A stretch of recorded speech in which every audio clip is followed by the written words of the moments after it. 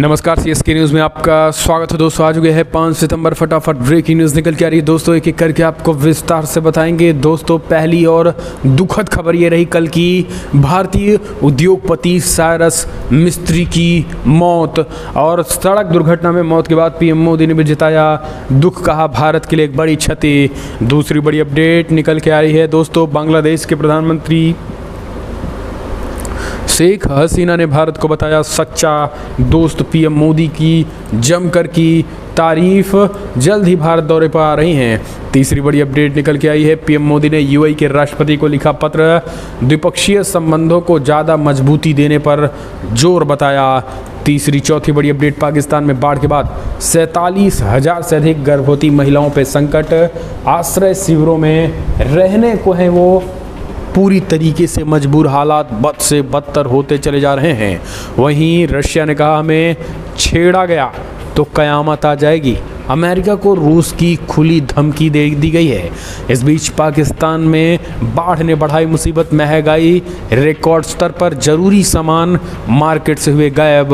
वहीं पाकिस्तान के गले में चीनी कर्ज का पट्टा, गुलाम बनने की ओर बढ़ा शहबाज का मुल्क। तो एक एक करके आपको विस्तार से बताएंगे। जहां अमेरिका में भी दिख रहा बाबा के बुलडोजर का डंका, अब सांसदों ने भी कहने लगे बड़ी बात।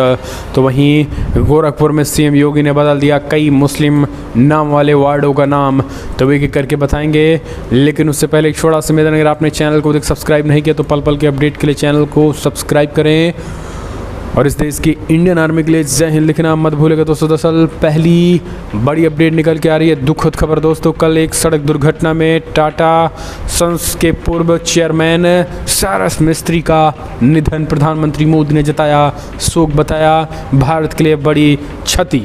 टाटा समूह के पूर्व चेयरमैन साइरस मिस्त्री के निधन पर प्रधानमंत्री मोदी ने शोक जताया है। उन्होंने ट्वीट करके कहा है कि साइरस मिस्त्री का असामयिक निधन स्तब्ध करने वाला है।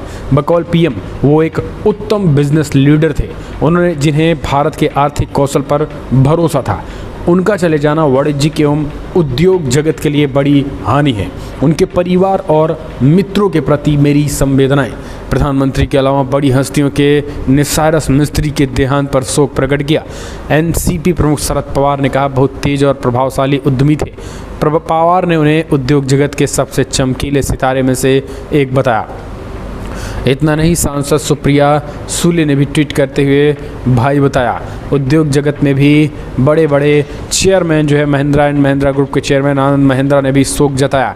और एक तरीके से एक बड़ा हानि है भारत को उद्योग जगत में, क्योंकि आने वाले समय में जहां भारत तेज़ी के साथ जीडीपी आगे बढ़ रही है, इन कहीं ना कहीं उद्योगपतियों का एक अहम योगदान है। तो एक दुखद खबर ये रही। हम चलते हैं, एक और अपडेट निकल के आई है दोस्तों, बिग ब्रेकिंग, जहां बांग्लादेश की प्रधानमंत्री शेख हसीना ने भारत को बताया एक अच्छा दोस्त, कहा मुश्किलों में मदद करते हैं पीएम मोदी, जमकर की तारीफ। बांग्लादेश के प्रधानमंत्री शेख हसीना 5 सितंबर को भारत दौरे यानी आज आने वाली हैं। उनके इस दौरे में दोनों देशों के बीच कई गंभीर मसलों पर चर्चा हो रही है। इससे पहले शेख हसीना ने एजेंसी को एक इंटरव्यू दिया और इंटरव्यू में उन्होंने भारत को बांग्लादेश का टेस्टेड फ्रेंड यानी परखा हुआ मित्र बताया और कहा कि मुश्किल समय में मदद करने के लिए प्रधानमंत्री मोदी की तारीफ की। शेख हसीना ने कहा है कि रूस यूक्रेन युद्ध के बीच हमारे कई छात्र पूर्वी यूरोप में फंस गए थे, जिन्हें प्रधानमंत्री मोदी की पहल के बाद बचाया गया। उन्होंने पहले छात्रों बचाने के लिए देश दिशा में प्रधानमंत्री मोदी की पहल की सराहना की। इस दौरान शेख हसीना ने वैक्सीन मंत्री कार्यक्रम के तहत पड़ोसी देशों को कोविड-19 वैक्सीन उपलब्ध कराने को लेकर भी पीएम मोदी की प्रशंसा की। बांग्लादेशी पीएम ने पड़ोसी देशों के बीच मजबूत सहयोग कायम रखने पर भी जोर दिया। साथ ही सबसे बड़ी बात, रोहिंग्या मुसलमानों को लेकर भी बड़ी बात कही। उन्होंने कहा है कि हम चाहते हैं कि भारत और बांग्लादेश के बीच रोहिंग्या मुसलमानों के मैटर बातचीत के जरिए हल किए जाएं, क्योंकि रोहिंग्या मुसलमानों को जो मैटर है वो कहीं ना कहीं एक तरीके से 12 लाख रोहिंग्या मुसलमान जो है वो हमारे पास हैं। हम चाहते हैं कि भारत जैसे विशाल देश उन रोहिंग्या मुसलमानों को अपने देश में ले, ताकि हमारे देश पे जो बोझ पड़ रहा है वो कम हो सके। तो कहीं ना कहीं एक तरीके से रोहिंग्या मुसलमानों को लेकर उन्होंने एक बोझ बताया है। हालांकि भारत इस बात को स्वीकार नहीं करेगा कि वो रोहिंग्या मुसलमानों को ले, लेकिन शेख हसीना ने इस बात की आप अपेक्षा की है। अगली और अपडेट, पीएम मोदी ने यूएई के राष्ट्रपति को लिखा पत्र, द्विपक्षीय संबंधों को और मजबूती देने पर दिया जोर। प्रधानमंत्री नरेंद्र मोदी ने संयुक्त अरब अमीरात यूएई के राष्ट्रपति शेख मोहम्मद बिन जायद अल नाहयान को पत्र लिखकर दोनों देशों के बीच रणनीतिक संबंधों को मजबूत बनाने और साझा हितों के लिए पूर्ति के लिए उन्हें विकसित करने की संभावनाओं तलाशने पर जोर दिया है। यूएई के आधिकारिक मीडिया ने इसकी जानकारी दी है। प्रधानमंत्री नरेंद्र मोदी का ये पत्र विदेश मंत्री एस जयशंकर ने यूएई के राष्ट्रपति को उस समय सौंपा जब उन्होंने शुक्रवार को खाड़ी देशों की अपनी यात्रा के दौरान दुबई से उनसे मुलाकात की। एस जयशंकर इस सप्ताह यूएई भारत संयुक्त समिति के 14वें सत्र और यूएई भारत सामरिक वार्ता के तीसरे सत्र की बैठकों में हिस्सा लेने के लिए संयुक्त अरब अमीरात में थे। यूएई के आधिकारिक समाचार एजेंसी MWM ने बताया है कि इस पत्र दोनों देशों के बीच रणनीतिक संबंधों को मजबूत बनाने और साझा हितों की पूर्ति के लिए इन्हें विकसित करने की संभावना तलाशने संबंधित है। तो पीएम मोदी कहीं न कहीं यूएई के राष्ट्रपति को पत्र लिखकर अपेक्षा जताई। अगली एक और अपडेट, रशिया ने अमेरिका को दी धमकी, अगर छेड़ा गया तो फिर आ जाएगी कयामत। दरअसल अमेरिका को रूस ने अब सीधी चेतावनी दे दी है। रूस ने कहा है कि अगर उसे छेड़ा जाएगा तो ये ठीक नहीं होगा। रूस ने पश्चिमी देशों को परमाणु हमले की धमकी दी है। दरअसल जब से रूस यूक्रेन पर हमला किया है उसके द्वारा और पश्चिमी देशों के बीच तनाव बढ़ता दिख रहा है। अमेरिका सहित कई पश्चिमी देशों ने यूक्रेन को मानवीय और सैन्य सहायता दी थी। साथ ही उन्होंने रूसी हमले की निंदा भी की थी। इन सब को लेकर रूस नाराज है और पश्चिम की चेतावनी जारी करते रहा है। यूक्रेन संघर्ष के बीच सुरक्षा विशेषज्ञों की प्रमुख चिंता की कहीं यूक्रेन को बढ़त मिलता देख रूस परमाणु हथियारों और रुख न कर ले। रूस ने परमाणु युद्ध के बारे में कई बार बातचीत की है। अगस्त में पुतिन ने चेतावनी दी थी कि कोई भी परमाणु युद्ध में नहीं जीतेगा और इस बार रूस के पूर्व राष्ट्रपति दिमित्री मेदवेदेव ने भी पश्चिमी देशों के लिए कड़ी परमाणु चेतावनी जारी की है।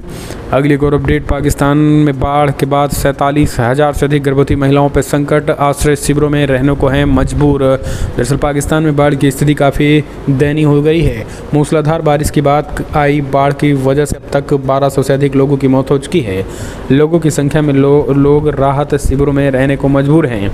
ऐसी स्थिति है कि अकेले सिंध प्रांत में 47,000 से अधिक गर्भवती महिलाएँ आश्रय शिविरों में शरण ली हुई हैं। बाढ़ की वजह से सबसे ज़्यादा दो प्रांत बलूचिस्तान और सिंध प्रांत प्रभावित है। स्थानीय मीडिया ने रविवार को प्रांतीय स्वास्थ्य मंत्री के हवाले से बताया कि पाकिस्तान में बाढ़ से प्रभावित 47,000 से अधिक गर्भवती महिलाएं सिंध प्रांत में आश्रय शिविरों में हैं और सिंध की स्वास्थ्य मंत्री हाजरा पेचूहू ने बाढ़ में प्रभावित लोगों के आंकड़े को साझा किया है। अगली एक और अपडेट, पाकिस्तान में बाढ़ ने बढ़ाई मुसीबत, महंगाई रिकॉर्ड स्तर पर, जरूरी सामान मार्केट से गायब।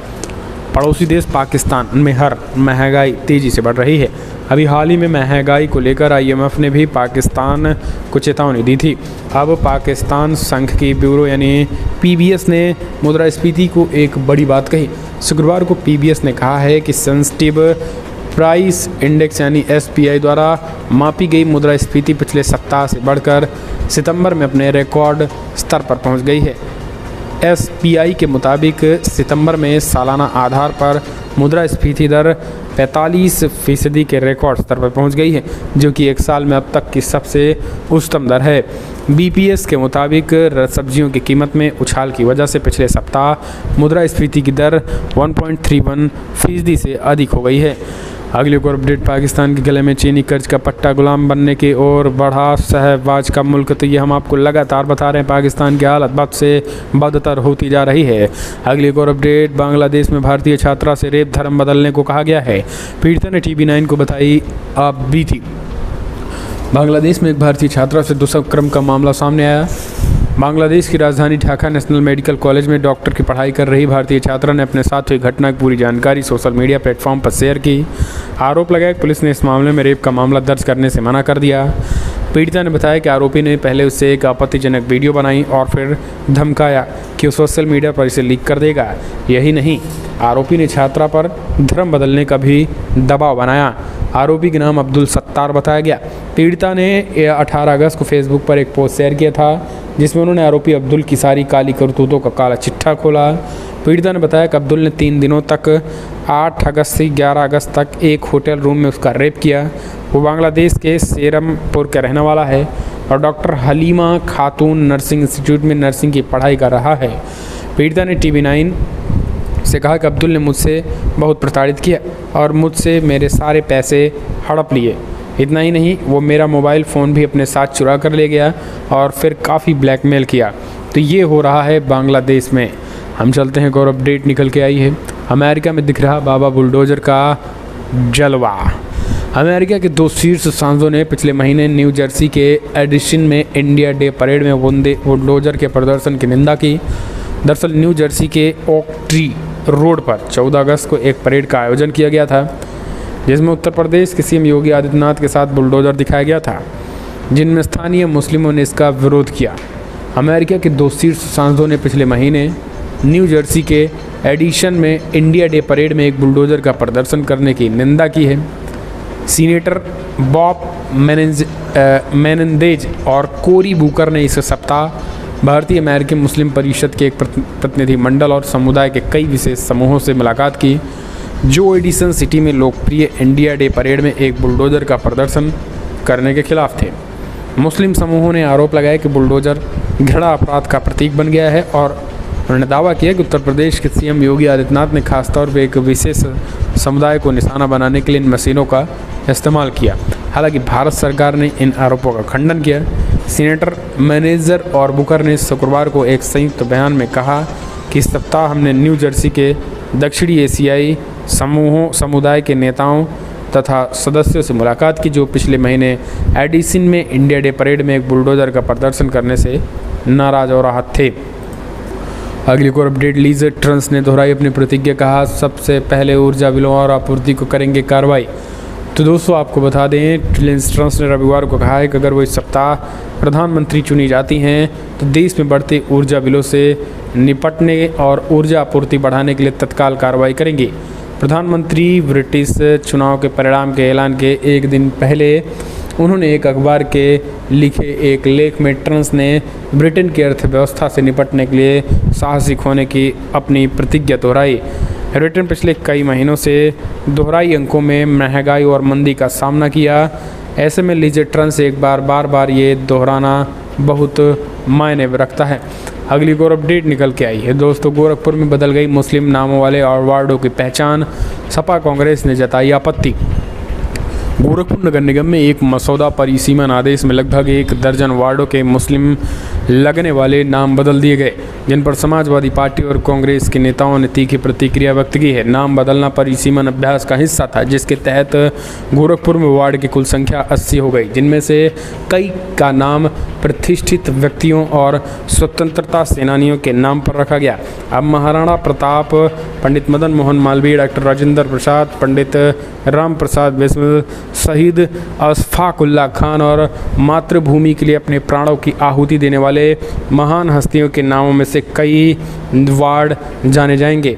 मोहिद्दीपुर का नाम सरदार भगत सिंह के नाम पर रखा गया, क्योंकि इस वार्ड में सिख समुदाय में काफ़ी जनसंख्या लोग रहते हैं। हालांकि अब इस पर सपा और कांग्रेस पार्टी ने जो है वो अपना एक तरीके से एतराज़ जताया। नगर आयुक्त अविनाश सिंह ने कहा कि वार्ड के परिसीमन की सूचना जारी कर दी गई और आपत्तियों के निस्तारण के बाद परिसीमन को मंजूरी दे दी गई। उधर समाजवादी पार्टी के नेता इस्माइलपुर के नगर सेवक शाहबाज अंसारी ने कहा कि पार्टी रविवार के संबंध में बैठक करेगी। सोमवार को एक प्रतिनिधिमंडल जिलाधिकारी से आज मुलाकात करने की बात। तो कांग्रेस नेता दलत अजीम ने कहा है कि कवायद को पैसे की बर्बादी करार दिया। ने कहा कि मैं यह समझने में विफल हूं कि सरकार इस अभ्यास के माध्यम से आखिर क्या हासिल करेगी। अगली और अपडेट निकल के आई है दोस्तों, बड़ी खबर निकल के आ रही है अगली। आजम खान के गढ़ में भर से CM योगी बोले, पहले रामपुरी चाकू गलत हाथों में था, शोषण का बनता था जरिया। मुख्यमंत्री योगी आदित्यनाथ एक बार फिर से रामपुर पहुंचे आजम खान के गढ़ में, और वहां फिर से आजम खान पर इशारों में जमकर गुस्सा जाहिर किया और कहा रामपुर की जो चाकू थी वो गलत हाथों में थी। रामपुर आज पूरी तरीके से आज़ाद हो गया है। रामपुर अब प्रगति की ओर बढ़ रहा है।